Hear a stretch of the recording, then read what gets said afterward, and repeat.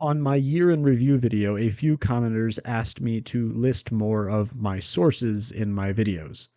All of my videos generally derive from readings, at least partially, and if you go back to my earliest videos, I used to be pretty strict about sourcing everything.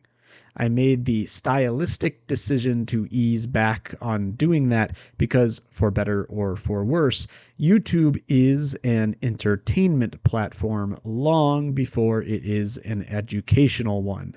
Most audience members simply don't engage with sources. They might even slow the pace of the video down and lose people's interest.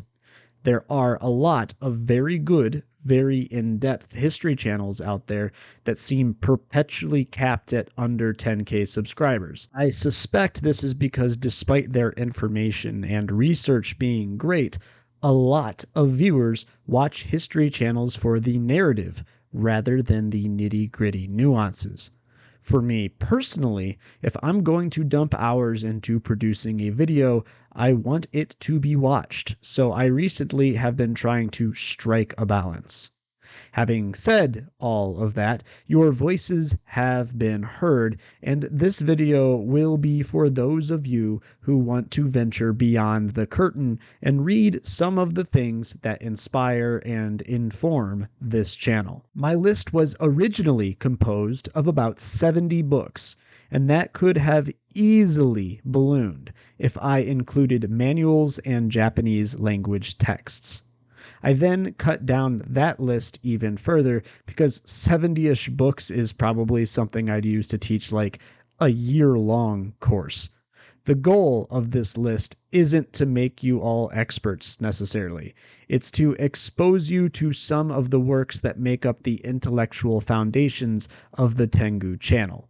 Now, maybe you really want that bigger list. I might whip it out for future content, but for now, if you wanted to go beyond this list, I would suggest that you take note of the authors I mention. That will definitely start you down a rabbit hole or 6. As for the list in this video, my goal was to give you material that wasn't high in time investment, but was high in value. I think if you had the time and resources, you could pretty easily pump this list out in about a month or so. In terms of criteria, I tried to keep the contents of the list as directly related to martial arts as possible. Specifically, Japanese martial arts, because Japanese history is where my formal education is. A lot of the books I cut from those 70 had very little to do with martial arts directly, but offered a lot of context.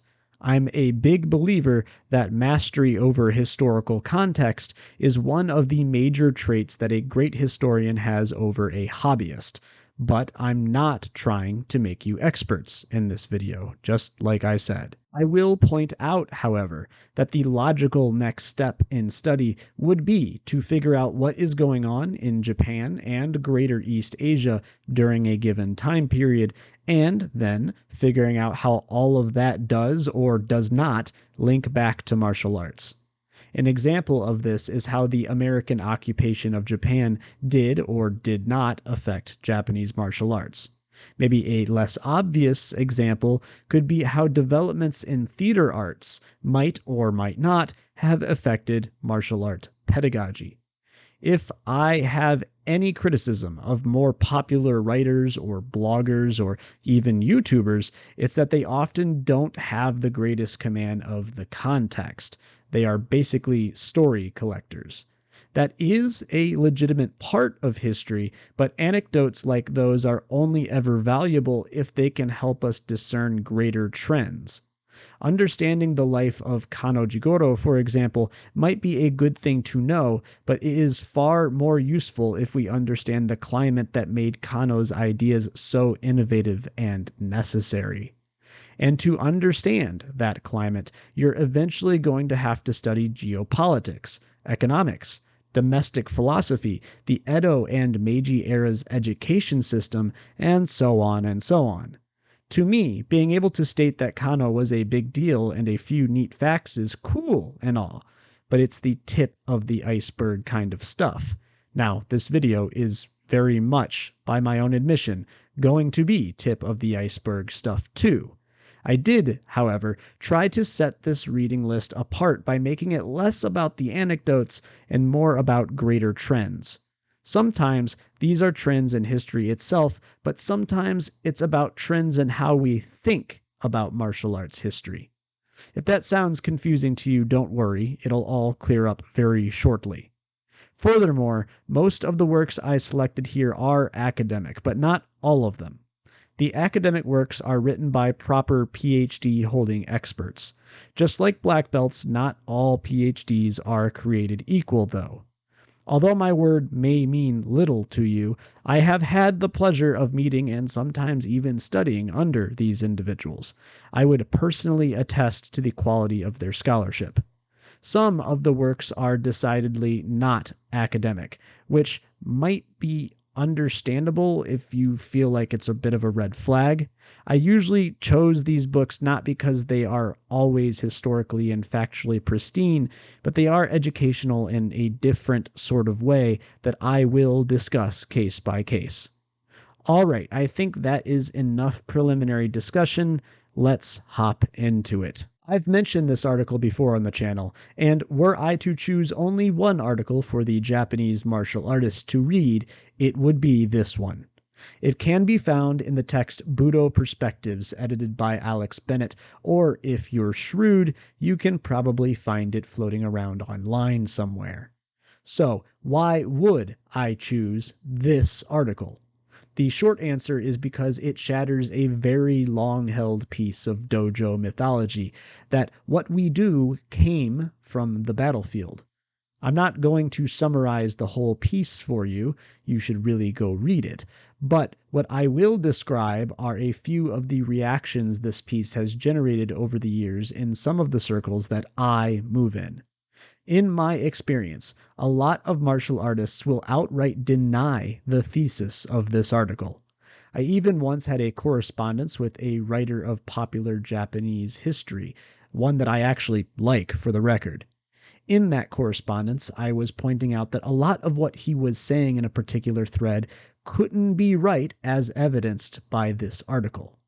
I am happy to report that that writer has come around to this article's point, but doing so also kind of damages some of the information in one of his own books.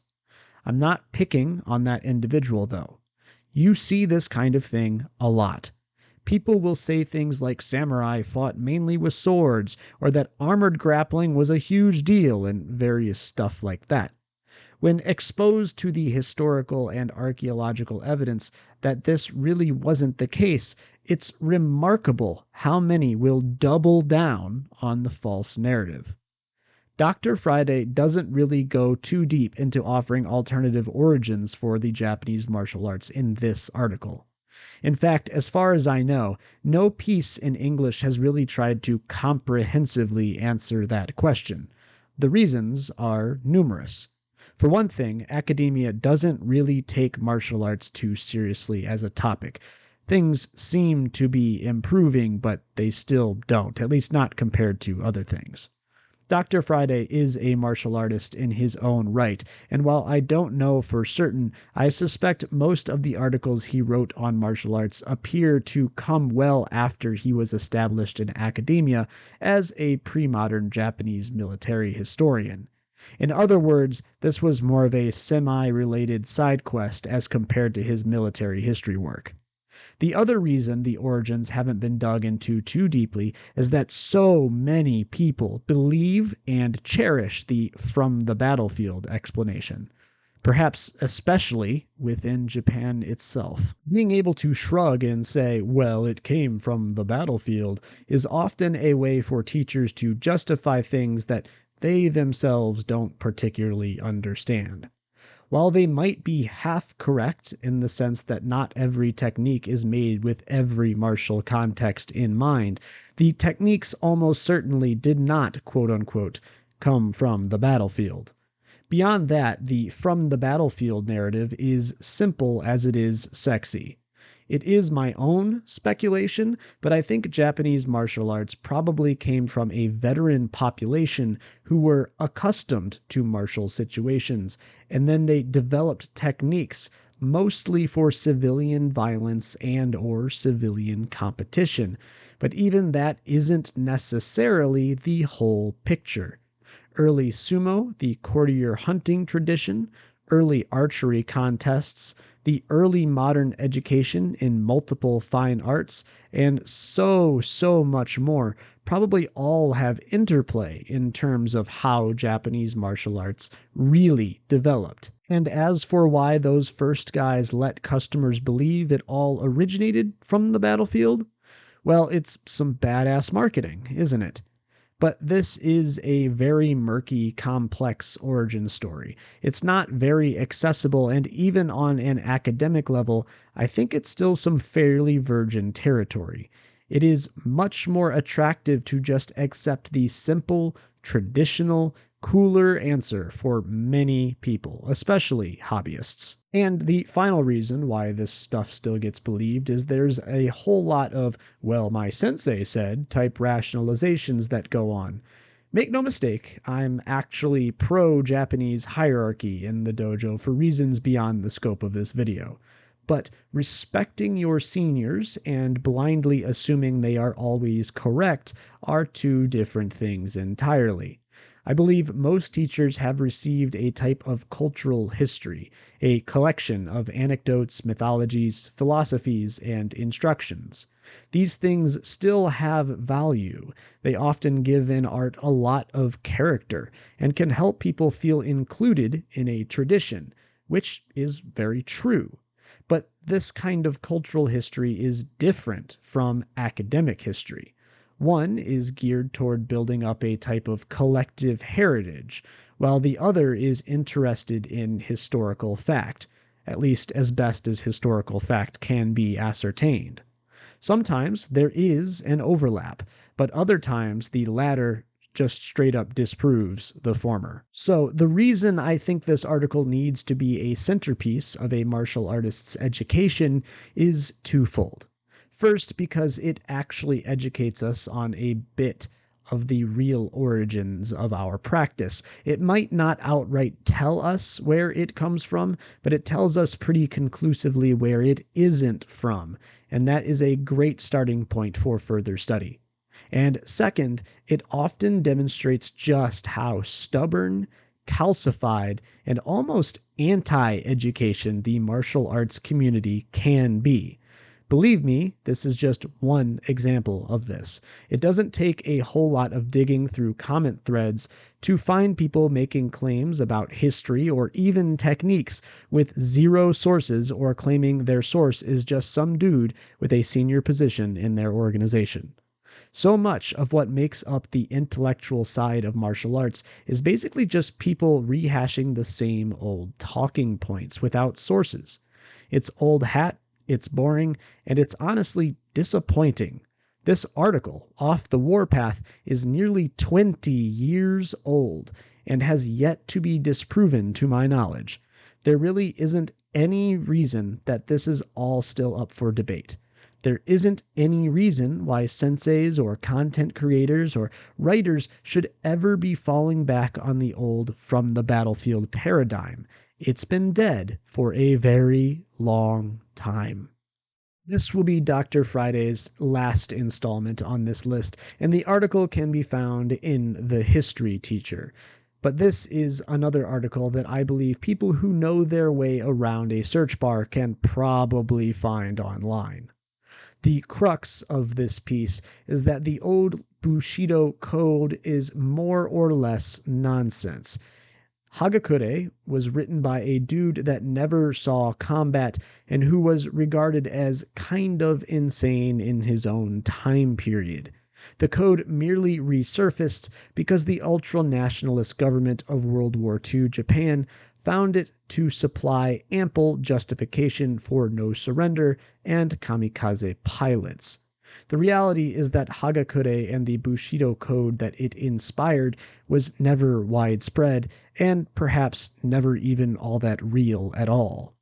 This doesn't mean there weren't bylaws and codes of conduct for samurai. Having said that, loyalty was a commodity to be bought. Honor, likewise, was a pretty wishy-washy concept. I don't have much more to say on this piece, but I hope you're starting to see a pattern in my selections even at this early stage. A lot of what is taken as foundational knowledge in the popular discourse surrounding Japanese martial arts is pretty damn flawed, if not just outright wrong. The mythology mostly persists because it is beloved, and I guess because people just don't read? I hate saying things like that because I feel super pretentious, but it does boggle my mind that a lot of this stuff has been popularly available for almost 3 decades now, and yet people still need this shock to their system that samurai weren't these highly honorable super soldiers, or that martial arts didn't necessarily come from the battlefield. It's weird to me just how available all this stuff is, but people just don't go read it, I guess. This is the first book on my list that isn't directly related to martial arts per se, but it continues my overall theme. In Rethinking Japanese History, Amino goes through a handful of cases that are popularly believed but are in need of revision. For example, the belief that Japan is isolated because it's a series of islands. I remember believing this for years until my first undergraduate class specifically dealing with Japan. I read this book, and Amino reframes the oceans not as barriers but as highways, as entrances, as gates, which, much to my great embarrassment, is incredibly obvious.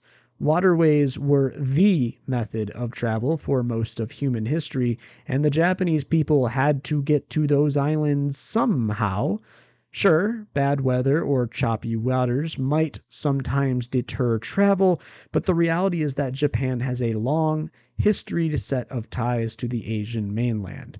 A set of ties that would not be possible if the archipelago were as isolated as is so often popularly depicted. All of Amino's case studies are informative, but I bring this one up in particular because it opens up a lot of further study. As it specifically relates to martial arts, if Japan wasn't some super isolated land, then how much of its martial tradition was imported and then adapted? It is outside the scope of this book and even this video, but I'll give you some spoilers. It's a lot. Sumo appears to have been an import. Karate was definitely an import. And even a lot of traditional jujitsu appears to have been at least influenced by China. I'm not trying to take away the fact that Japan took these imports, adjusted them, and then made them uniquely their own. But too many historical analyses, especially those that relate to martial arts, tried to make Japan seem like a different planet where everything was necessarily homegrown. Japan was very much part of a great East Asian dialogue for most of its history. I think it's only natural that once a person has a decent grasp of Japanese martial arts history, you eventually are almost forced to start looking towards the mainland if your goal is to trace influence. For me, that process started with this book about a decade ago. Although, again, the greater trend I'm putting forth here is that we need to make sure we are thinking about Japanese history correctly. People question popular beliefs far too little because they are attached to them, or because their simplicity is comfortable. History, like proper martial arts, is rarely comfortable. There is so much nuance and complexity to it, and to really grasp at that, I think the necessary place to start is deconstructing basic popular beliefs. After that, you can start to build up positions that are more based in rigorous historical study, rather than what is basically just popular mythology. This is probably the best volume on the overall development of swordsmanship and archery in Japan. Even if you're primarily an open-handed martial arts enthusiast, as I am, you should still pick this up, because it gives insights into how curriculums and pedagogies might have developed. For me, this book is less about bows and swords, although it really is about those things, and it very much means to be, but it is more about how martial arts schools evolved over time. At least that's how I went in reading it. I don't really have much to say about this volume because it kind of is exactly what it says on the tin. There really isn't some deeper lesson about how to think here either. I suspect that if you've read the first 3 books and articles, you're probably ready to start critically engaging with material. I don't want to browbeat you any further about opening your metaphorical third eye or whatever to actually good academic work. Full disclosure here, I don't have a whole lot of connection, even indirectly, with Dr. Tokitsu. I am calling him doctor here because that's what his books say, but I find all mentions of this a little vague, and I do wonder about his academic pedigree. I wonder where he got his degrees from. I'm also not sure I'd agree with him on much of his own personal martial arts positions. What I will say, however, is that this book offers an insight into dueling culture in the late Sengoku and early Edo periods. Although we follow Musashi in the book, I think the real gem here is understanding the blood sport that occupied the minds and imaginations of the samurai class in an era devoid of war. It is my own personal opinion, but too little work in English is available on this topic. The dueling scene, if you can call it a scene, is kind of an underexplored moment in the history of competitive martial arts, I think. Most discussions will bring it up, but few talk about how we go from this to kendo to karate formats, and believe it or not, there is a pretty clear line to be found there. This book doesn't really go into that, but it does delve into Musashi's life and a bit of the metagame surrounding duels. Additionally, you get to hear Musashi complaining about how much martial arts have decayed and how they've turned into a practice merely for aesthetics. The guy was writing almost 350 years ago, but his complaints could have been posted on Reddit last Tuesday. I feel that says something about the cyclical nature of discourse and perhaps even the cyclical nature of martial arts themselves. This book is old, but sumo rarely gets written about. Speaking frankly, I think a lot of what is found in this book is a bit off the mark. Even the title, From Rite to Sport, is a bit of a historical misnomer. I actually had a senpai who, an amateur sumo wrestler himself, kind of overturned this notion. After working with primary sources, it was pretty clear that sumo has always been a sport, complete with audience members, sponsors, and awards. Sumo has always had a religious element to it, but it isn't all that clear that the competitive format grew out of some kind of spiritual dance or ritual. Now, that is absolutely the popular answer you'll get in Japan and in this book. But recall what I've said so far about popular narratives. Why am I suggesting this book to you then? I'm doing so because I think sumo is the closest you'll ever get to finding the domestic origin point of jujitsu. Even today, the links between sumo and judo, for example, are pretty plain to see for all who care to look. Sumo and archery are also probably the oldest competitive formats for martial arts on the archipelago. Basically, it feels wrong to give you a primer of books and not have sumo represented somewhere on it. It's just a pity that this book is so old and some of what it puts forth is outdated. The last I heard, my senpai is nearly finished with his PhD, and I hope we get many better volumes on sumo from him in the future. My selection of this book is somewhat arbitrary, I have to admit. You could really go read anything Kano himself has ever published, but I think Judo Memoirs serves my purpose well here. We are also now soundly outside the academic readings, so I want to clearly convey why I'm choosing to suggest these things to you. In this case, it is because Kano is almost indisputably the most important man in modern Japanese martial arts, and any of the arts that can draw a line back to him.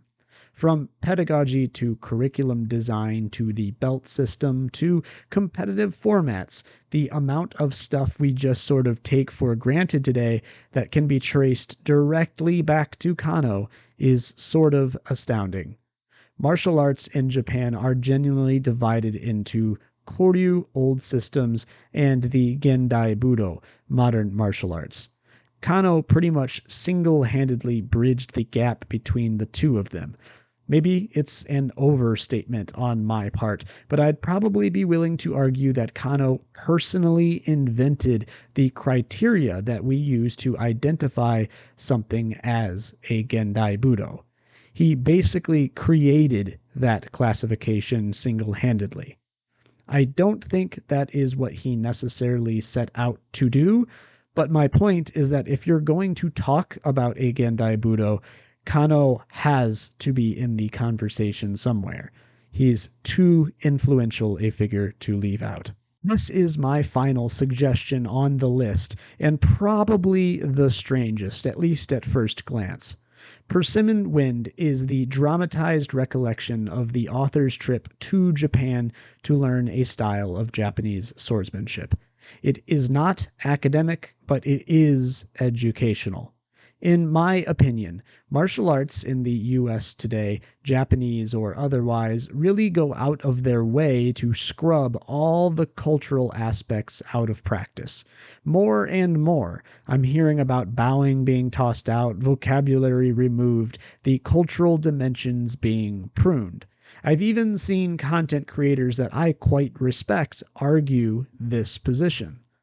I really believe that this is a mistake. For one thing, a martial art is first and foremost a cultural product. In fact, in academic writing, it is often referred to as a physical culture. Trying to strip a set of techniques down from its cultural roots means removing the context. It's asking for confusion down the line, in my view. Moreover, at least in my particular case, the cultural education took me abroad and then served me there.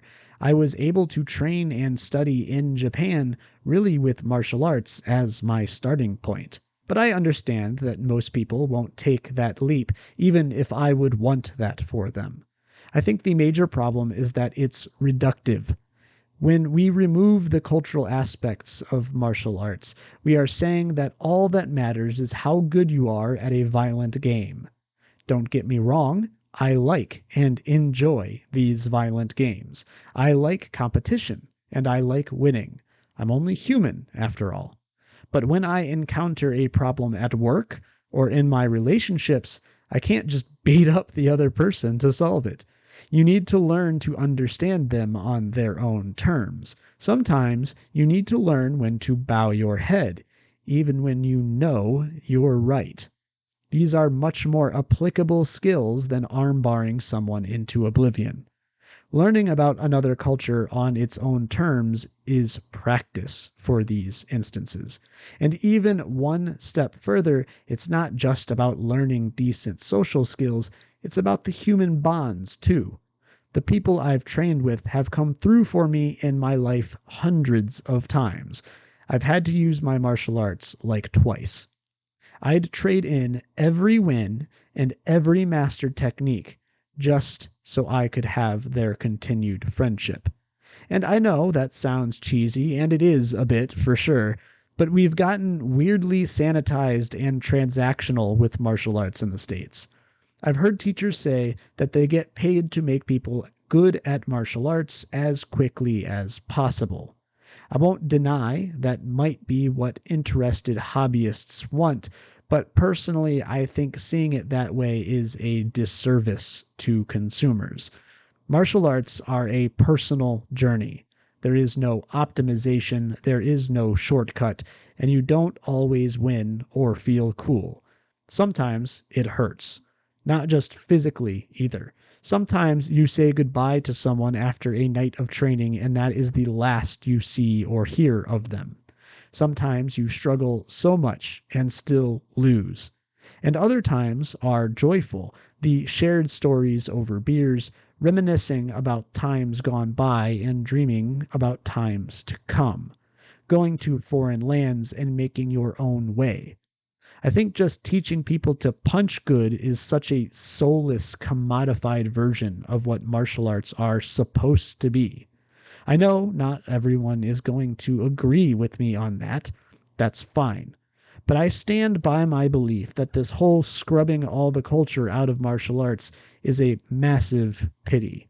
Because it teaches people to engage with this stuff not just with their bodies, but with their gut and with their head too. Maybe we would have less dimwits in martial arts who blindly believe every random cool anecdote if we built an environment that actually values education, cultural, intellectual, and otherwise. What I think Dave Lowry's Persimmon Wind does better than any other book on martial arts is capture these ephemeral feelings. The feeling of belonging to something grander and deeper than yourself. The feeling of being part of a heritage. The feeling of seeing your teachers age and your peers drift away or succeed without you. The feeling of going abroad, the feeling of all these relationships you only get to make because you train. We need more of that, I believe. I think Persimmon Wind is a good introduction into those feelings that seem to be getting purged out of martial arts training here in the States. All right, that is my list. Short and sweet, and by short and sweet, I mean about 32 minutes of video. I understand that some of you might want more, and there really is so much more. Koryu.com is a pretty solid place to start. You'll see some of the authors I mentioned here have articles hosted there, too. Dr. Friday has a whole bunch of good stuff out there. Hurst, Ferris, and Conlon all also have some pretty good Japanese military history type things. There are also rabbit holes for you to fall down now as well. The relationship between the mainland and Japan and how that plays a role in martial arts development, for example. Or perhaps the legal code and types of crime in the Edo period and how that might have shaped the demand for martial arts, how it might have shaped their evolution. Or you can go down a totally different route and pick up the excellent translated martial arts manuals of Eric Shahan. He has sizable catalog on Amazon of old manuals from the Edo and Meiji periods. There are so many directions that you can go with this stuff, and I hope you do. And then I hope you share it with all of us, because I am by no means a complete resource. There is so much work still yet to be done. I hope this was a useful jumping off point for some of you. Anyway, that's all for me for now, and I will catch you in the next one. Peace.